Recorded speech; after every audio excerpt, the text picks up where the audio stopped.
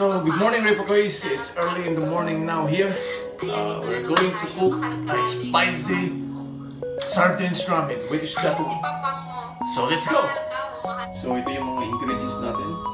We have red chilies, onions, garlic, sardines, and pancit canton.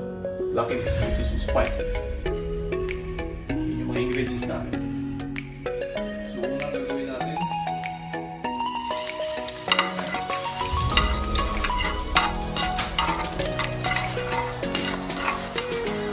yung susunod natin lalagay ay onions. Ganyan lang kami gawin sa marami. Next is chili, red chili.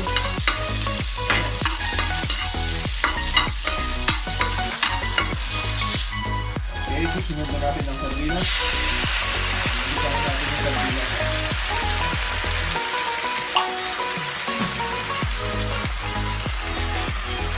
Dalawang sardines na gamitin natin para marami tayo. Isa na natin itong sardinas.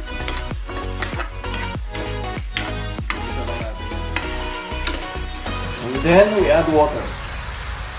Mag-add tayo ng water.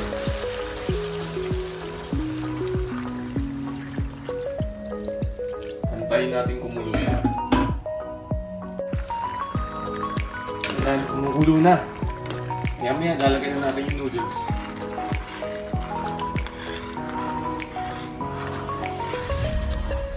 So after kumulo, lalagay na natin ang noodles. Siya naman ang maluto.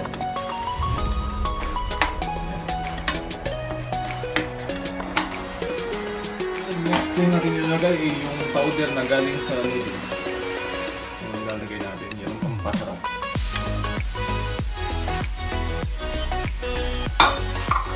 Alright. Halo-halong kumpi. In a few moments of time, ay maluluto na yan. Pwede na yan sa service.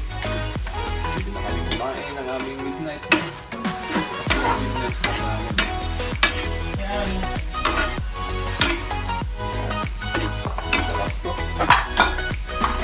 Lalo yung marami na rin Japan. Marami. Wala yun. Marami na ano. Ulat yun. It's the best.